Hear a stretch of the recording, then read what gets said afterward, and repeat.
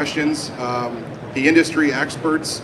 And so we're going to talk a little bit today about how to expand your business into Trenchless. And we've got John up here. I'm going to let John introduce himself, what he does. And I'm going to ask him a couple of questions, and we hope that you guys are going to have some questions that you can ask him as well. So I'm John Gribble. I'm one of the owners of Drain Magic East Coast Trenchless. We do pipe bursting, pipelining, and directional drilling. John, what got you into the Trenchless business and why?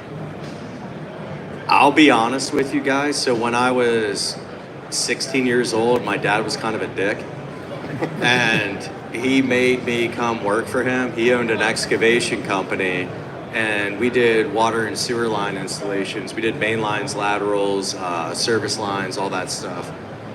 Then I got into plumbing, and then what happened was I kind of got a hair up my ass and decided, hey, I want to try this new technology. So the very first time I pipe bursted, does anybody know what the pipe genie is? Is that the chain-operated unit, John? Yeah, we used to use boat chains, and we would have to fish them down sewer mains, hook them up to a piece of pipe with, basically, most of you guys call it a bursting head. It was just an old cone, and we hooked it on a winch system. An 80-foot line would take us a week. That's how it used to be. It was miserable. So what kind of trenchless solutions do you offer to your customers today? So now we offer... So my company, we have 3 blue light lining systems out in the field, and then we have 2 pipe bursting crews, and then we have pit launch drilling, directional drilling, waterline pulling, all that stuff.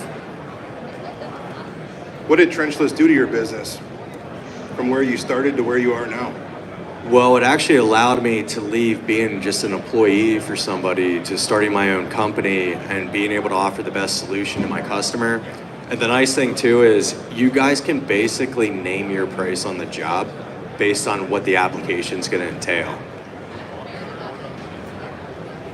Anybody have any questions for John out in the audience? Yes?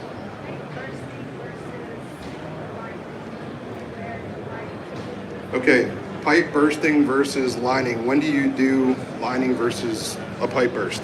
And that's actually a really good question because that's the big misnomer for people. They're like, well, why would I get into pipe bursting if I'm already pipelining? Well, pipelining's not an application for every single thing. Like, it's not. Depend where you guys are from. You could have Orangeburg, you could have cast iron that's too rotted out to line. Lining's a rehabilitation method, and it is actually a great permanent solution for most of our customer base.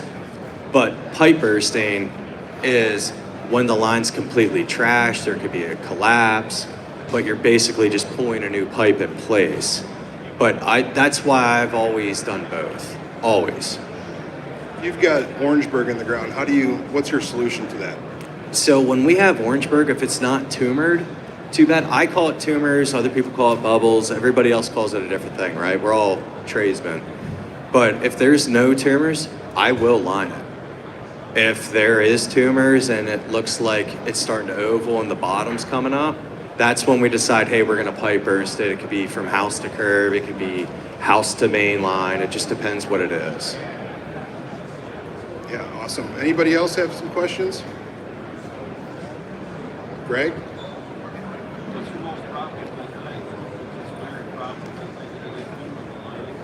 The most profitable thing we offer at Drain Magic is pipelining.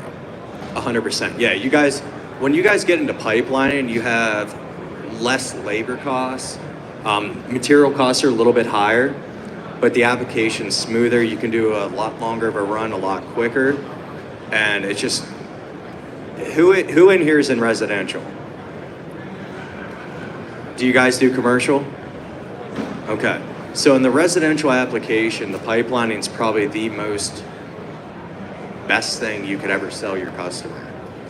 It's clean, it's quick, it's convenient, right? People buy off convenience. It's a given. So how often do you do inside and then reinstate the line? So for my company, we do it every day. So every time we do pipelining, we will invert from the back stack Like for us, it just depends where you guys are from, right? But it could either be from the back stack and we could have some basement utilities tied in, lateral branch lines, whatever it may be. But every day we do reinstatement, 100%. What do you use for that? We use Picote, and then I use IMS robotic cutters. So you can line the 90 and the 4. Yes. Yep. And how many more bends after that? Do you do part of one in the front clean out and the back clean out? I do one shot every time. So it doesn't matter if you guys have, and that's like the biggest myth of pipelining or pipe bursting or whatever is like, well, how many bends are in the line? How many whatever's in the line, right? It doesn't really matter. It's based on what your installer can do. Okay, so if it's a 90 in the line and I want to shoot down a stack, I can do that and I could shoot through 6 more 45s, 22s, whatever it may be. Yep, 100% every single time. 120 feet max based on what system you're running. That's how I do it. And sometimes it's literally based off how experienced have your installers become, right? I got guys that have worked for me now for 8 years and they've been the same component in my company and they train the younger generation. I've been using HammerHead stuff for a minute. My sales guy is a pain in my ass. He's back there, but that's how I got started. I've done Permaliner, I've done Max, I've done New Flow, all of it. It just depends what you guys feel is more comfortable for you and what the training is for your installers, 100%. How many installs do you do a week? We're probably doing 22 to 25 sewers. Yeah. Do you do multiple sizes or just one? I do 4, 6, 8, 10. And I will do 3-inch. I do 2-inch pipe bursts sometimes. It just depends if it's like an under slab home and you know the kitchen line going underneath their brand new tile floor, like I will pipe burst that, or I will do a pit launch or whatever it may be. You have a 1-inch small spot, 5 feet long. Would you line that, or would that be something you say, hey, I'm not doing that? So I would line that. Okay, and you can do it in 2 ways. You could do a full shot first, or you could do a partial shot where you fill in that low spot to kick it up a little bit, because it's all based on what your cal tube's gonna do for you, right? Is everybody familiar with lining? You descale the line, you invert your liner, then you invert your cal tube, and then you cure it. Okay, whether it's blue light, hot water, ambient, steam, it doesn't matter. But you can always fill up low spots. You could use a different type of liner, like you could use a flex, a thinner piece, or you could use, I use a lot of scrim when I get bellies. And the reason I do that, because scrim cures straight, right? And you would just have shrinkage in the bottom.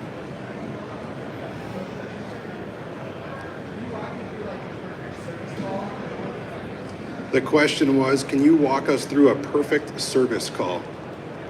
What version do you want, Ben? So, let me ask you guys this. You guys are with Mr. Rooter. What type of service calls are you selling excavations off of? Stop repairs, open pipe. Like mainline clog, right? So, back in the day, as the service tech, I used to love running mainline calls, right? And everyone in this area right here has a different variation, whether it's an under slab home, we have basements, we have whatever, sewer goes through the wall, goes under slab, it doesn't matter, right? But the best call we can run is a main, right? For turnover. Do you guys turn over? Do you have selling tax? Selling tax? Selling tax? Right? So the best process is, hey, we go in, we open the line, we get rid of the pain. Okay, the next thing is, why don't I call it the ticket to ride. So when I teach my sales guys or I teach my service guys, I call it ticket to ride. The ticket to ride is anybody Nexstar, CEO Warrior, right? I did all those trainings. So ticket to ride is basically your exploratory step. We're going in there, we got rid of the sense of urgency with the customer, but we still have the sense of urgency. Why is that? It's gonna happen again, right? Does it matter if it's PVC or cast? No, it doesn't. Guys, if a 4-inch PVC line backs up, why is it? It's either negligence, a bad connection, back pitch, and how many of you guys have seen PVC that's scarified on the inside?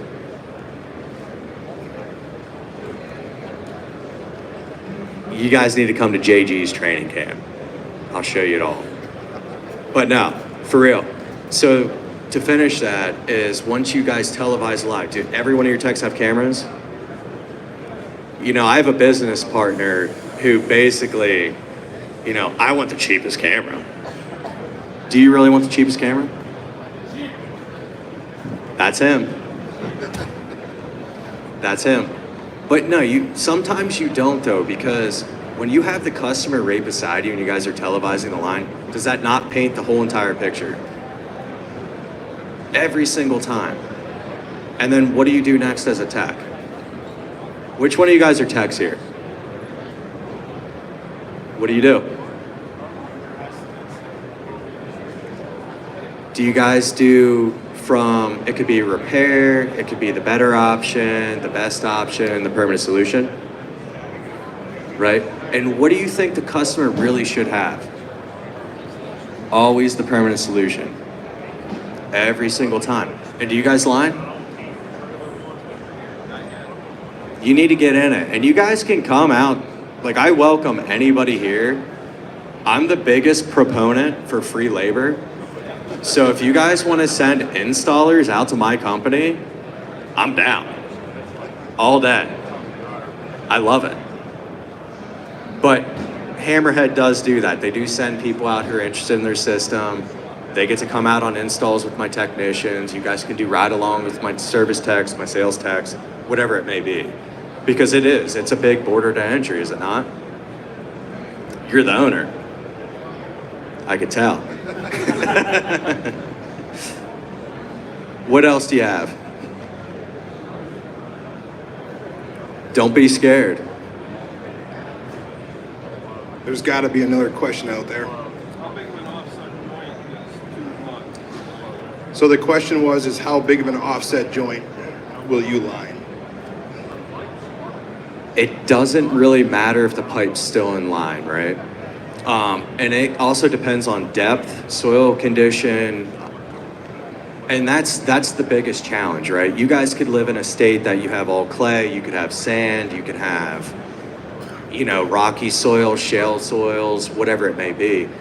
I've had it where you could invert a line or an offset joint, pick that chunk of line back up, make it right, and seal it off.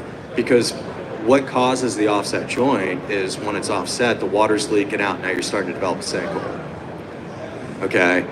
But you can fix that. You could do that with a point repair fix and then shoot the full entire liner to completely seal it. That's the best way. But you can do that. If you're lighting from, say if there's a cast that break outside or something like that, you have to dig up to make a spot repair. You put in cleanouts and line it from there, or? Yep. So we can do directional wise. Mostly my guys install two-way cleanouts. Do you guys call them two-way cleanouts? We install two-ways, and then HammerHead doesn't know this, but Drain Magic has developed a tool that helps you guide through two-way cleanouts. See how I'm doing that? Appreciate that. But we did, and it's literally the most ghetto thing you'd ever see. We took a trash can lid and cut it, sliced it, bent it, heated it up, and then put a chunk of PEX tubing. You put it down the two-way, and you can invert and go either direction. And then, do you guys know the difference between remote start? So when you do that, you only cure back to a certain spot, and then you cut your light head off. And then you can send your reinstatement tool down through, cut the liner, and then pull that loose stuff out, so then you don't have to worry about what the end of it is. It's the best way to do it. So that way you don't have to reinstate it. Correct. Yep. And you might have to go down through there with the sanding head just to kind of smooth it up a little bit and clean it and hone it. And with that, you have to let it out yourself. Yeah, so, and that's a good question too. Like, At my company, we wet out all our own liner. So we have a big wet out station set up in our garage and all that, but I don't buy pre-wet out stuff. Yeah, we do it all in-house based on per project. My warehouse guys wet out the liner, back it out, and then we store it in bags per the job. Yeah, a lot of great questions, a lot of experience right here. What's that? How are you curing before blue light? I used to use steam. And I'm gonna be honest with you guys, like the steam process, you're better off taking a track hoe and digging the thing up. Because I don't knock other brands, but I used steam for a long time, and what that did is that develops a big clog of styrene at the end of your line, and what happens is that'll back up, and to cut styrene out is like taking jackhammer to a concrete. Okay, because the steam actually takes that impregnated resin from the liner and pushes it to the very end where, is everybody familiar with boilers? You know your feed and return loop? So the return loop on a steam system for lining, that's the very end of the line, which is gonna be your tap connection. So that slug of resin sits down there and then it's gonna cure, and you're not getting it out without digging it up. And the cure times and the install rates between steam, let me give you an example. 60-foot install liner blue light, we have done in 4 hours. 60-foot install with steam is gonna be 9.5 hour day. So that's the big difference. And there's different applications for different type of linings depending on how big you guys want to get into it or deal with it. If you guys want to do water mains, I'd use an ambient cure. I would never use a UV cure. And that's because you can't have shrinkage at all. But that's my honest answer of that.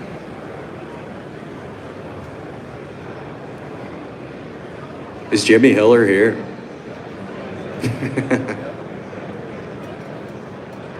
Any other questions?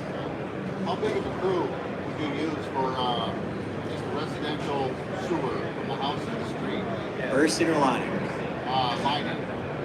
So with lining, it depends. Like if we need to do like a spot excavation outside for a break, then we would do 3. For a typical install, like if it's through the wall or we got to jackhammer up the floor, rip out a trap or whatever it may be, 2.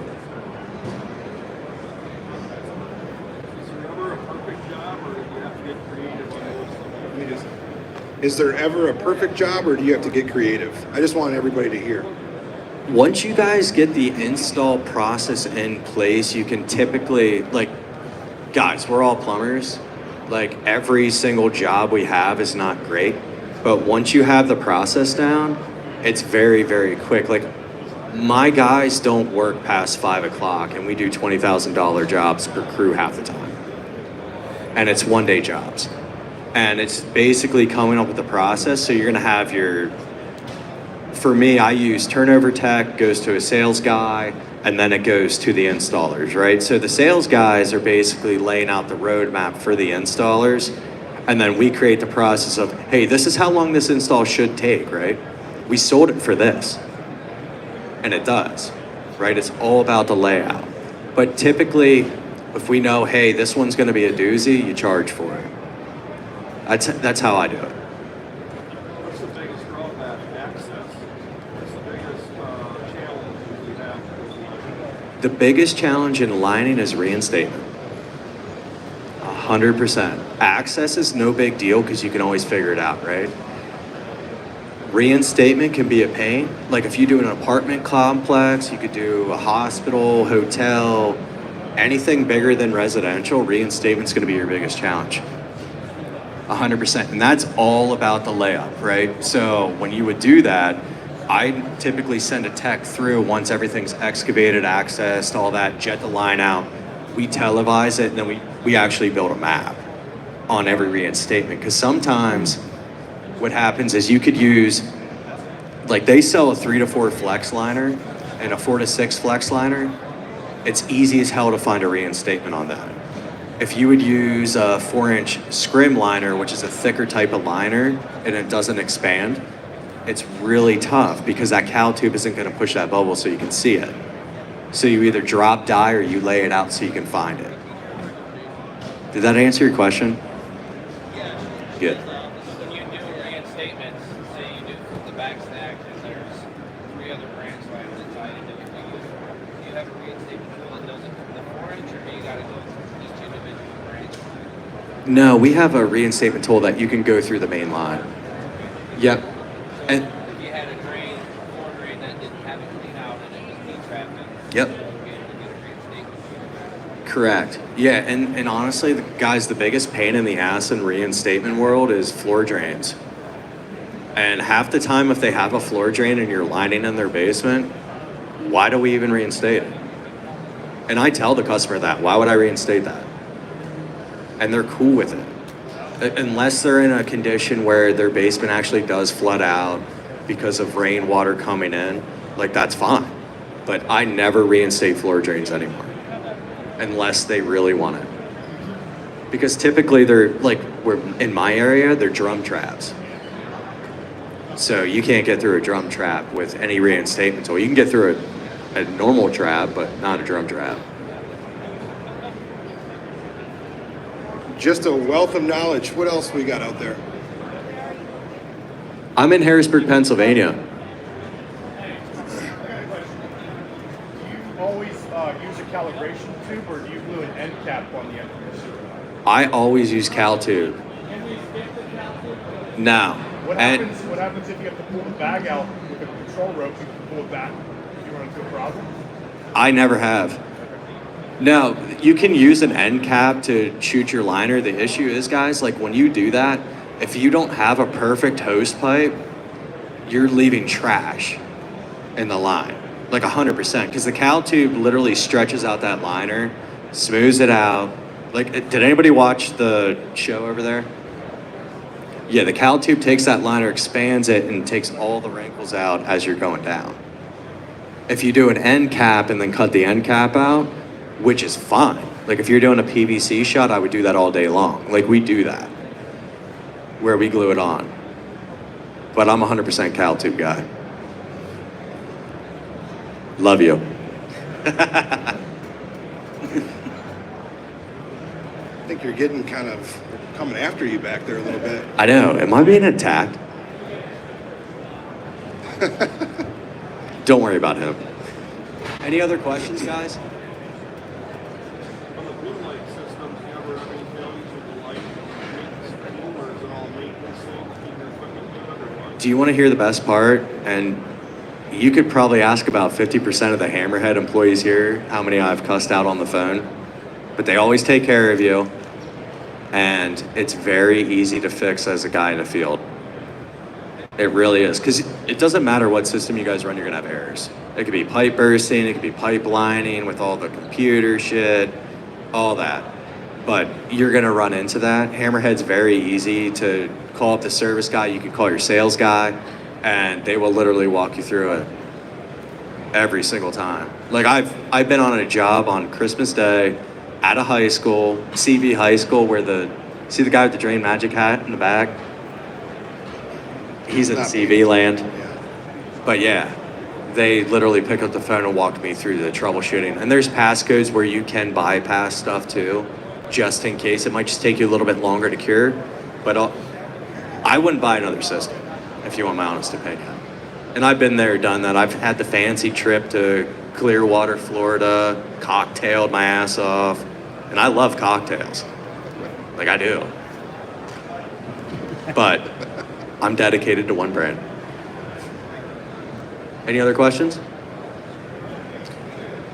The other thing I want to let you all know is we're having a cocktail hour here. What time is the cocktail hour? Enders. 5 o'clock at JW Marriott. It's with my company and Legacy Partner Group. Why don't you guys come out and chill? We can talk sewer. Well, John, I appreciate you being up here, man. Obviously, you know a lot about what's going on, and that's what we're up here for, is we got the industry experts here, so we don't have to do all the talking. You guys can hear it right from John, and so if you guys have any questions, come on up and ask them, and obviously the cocktail hour, JW Marriott. And I have no filter, so you guys can ask and I answer honest. Appreciate you, man. Thank you. Thank you guys for being here. And we do have 2 of these scheduled for tomorrow, 11 o'clock and 3 o'clock. So come on back and we're going to have different topics to talk about. Thank you, everybody. guys.